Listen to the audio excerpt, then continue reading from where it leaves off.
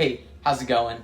It's Roshan here, back at it again with another tech video. Today it's going to be more of a first impressions video this time. Let's talk about the Google Pixel 4a. So Google unveiled this phone today.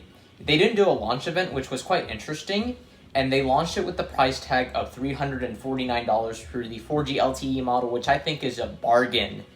For them to price it at that point undercuts a lot of the other budget phones on the market, such as the OnePlus Nord and the iPhone SE, which all start at $400. So now with $349, Google essentially just packed in stock Android, an amazing camera that's just as good as the Pixel 4, and honestly, it really can shoot amazing photos that's just as good as the flagships. Doesn't have the fastest processor, but its emphasis is more on providing clean stock Android with an amazing camera. The processor in that thing is a 730G. The build quality is plastic and not metal, so not as premium as the flagship phones, but of course at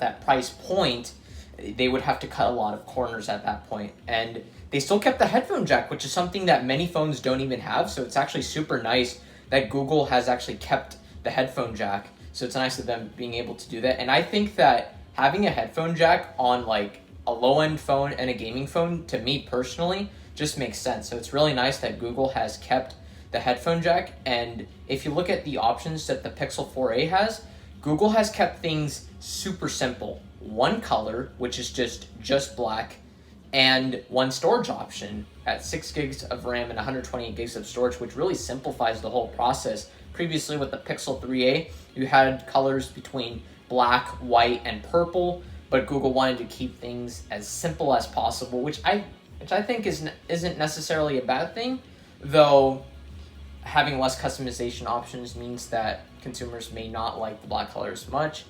But personally, it's not a deal breaker to me at all, since this helps keeps the cost down when it comes to production. Now, this was supposed to be announced in Google I/O, but because of the current situation going on, Google delayed the event since they actually wanted to wait to get the 730G instead of the 765G on the OnePlus Nord. So because of that, it was delayed, and they finally released it out to the public. Comparing it to other phones, such as the OnePlus Nord and the iPhone SE, those two phones tend to have emphasis on performance, but I feel like the iPhone SE is best if you want to get into the Apple ecosystem, but at a budget standpoint. Whereas the OnePlus Nord is perfect if you want the best bang for your buck, because clearly that phone has more cutting edge features, such as the 90 Hz 1080p OLED screen. It has things like super clean Oxygen OS that's super customizable, more customizable than stock Android on the Pixel 4a. Pixel 4a is really simple with that thing, but also what's really nice about the Pixel 4a is that since it is a stock Android phone, it gets 3 years of both software and security updates, which is a really nice bonus.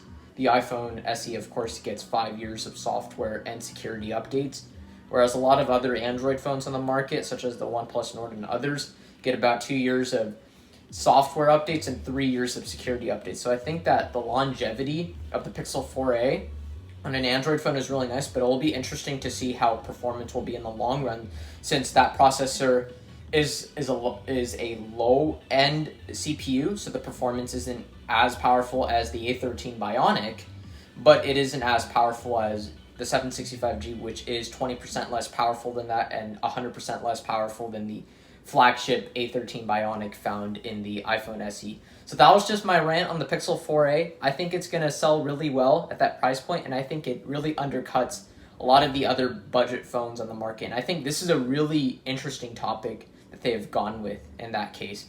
Hope you guys enjoyed this rant, and I'll catch you guys in the next one. Peace out.